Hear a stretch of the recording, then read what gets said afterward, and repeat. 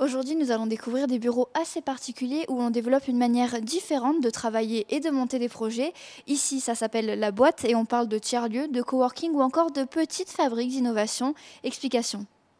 J'ai créé la boîte il y a 7 ans aujourd'hui sur la base d'une réflexion autour de lieux nouveaux qui n'étaient ni l'entreprise ni la maison dans lequel nous pouvions travailler en relation avec une communauté professionnelle.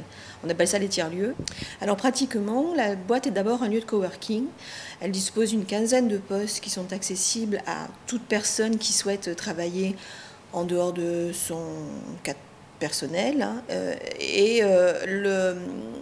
le coworker vient ici trouver un potentiel d'échange, de coups de main, de coups de pouce, de rencontres avec d'autres professionnels. Il y a vraiment une démarche de partage et d'innovation.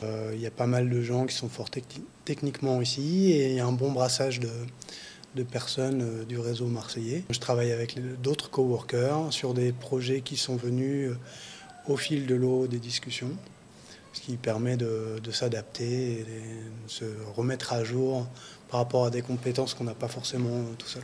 Ça permet effectivement de ne pas travailler chez soi, donc de ne pas être isolé. Ça permet de pouvoir rencontrer des gens qui sont un peu dans la même philosophie, qui ont plein de projets intéressants et de pouvoir échanger plus facilement. Je paye un loyer trimestriel qui me donne accès à toutes les commodités. Alors un bureau et de l'accès à Internet et de l'électricité et tout ça, quoi. Donc en fait un droit d'utilisation du lieu, et y compris, c'est important, un accès à une salle de réunion qui me permet de travailler avec des clients ou qui me permet de travailler dans de bonnes conditions. Alors, on a quelques très belles réussites. D'abord, on a accueilli des coworkers qui ont créé de belles histoires.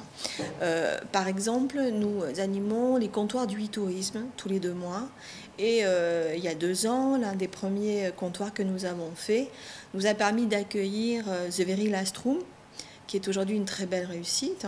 Ce sont des Marseillais, deux Marseillais qui ont développé une application formidable, qui a trouvé son marché et qui se développe. Et on a vu grandir comme ça un certain nombre de très jeunes projets qui étaient des petites pépites et qui aujourd'hui ont trouvé leur raison d'être, leur positionnement commercial et éditorial. Donc ça, c'est toujours très agréable. Bureau et de l'accès à Internet et de l'électricité et tout ça, quoi. Donc en fait un droit d'utilisation du lieu, et y compris, c'est important, un accès à une salle de réunion qui me permet de travailler avec des clients ou qui me permet de travailler dans de bonnes conditions. Alors, on a quelques très belles réussites. D'abord, on a accueilli des coworkers qui ont créé de belles histoires.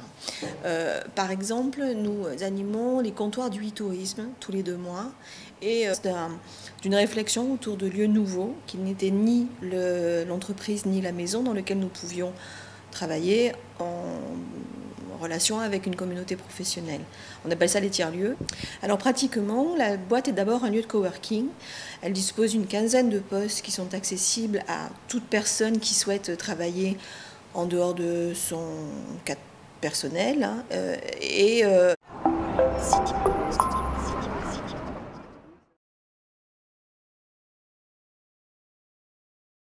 Aujourd'hui, nous allons découvrir des bureaux assez particuliers où on développe une manière différente de travailler et de monter des projets. Ici, ça s'appelle la boîte et on parle de tiers-lieux, de coworking ou encore de petites fabriques d'innovation. Explication.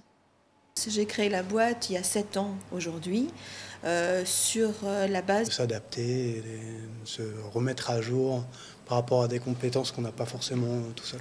Ça permet effectivement de ne pas travailler chez soi, donc de ne pas être isolé. Ça permet de pouvoir rencontrer des gens qui sont un peu dans la même philosophie, qui ont plein de projets intéressants et de pouvoir échanger plus facilement. Je paye un loyer trimestriel qui me donne accès à toutes les commodités. Alors un bureau... Le coworker vient ici trouver un potentiel d'échange, de coups de main, de coups de pouce, de rencontres avec d'autres professionnels. Il y a vraiment une démarche de partage et d'innovation.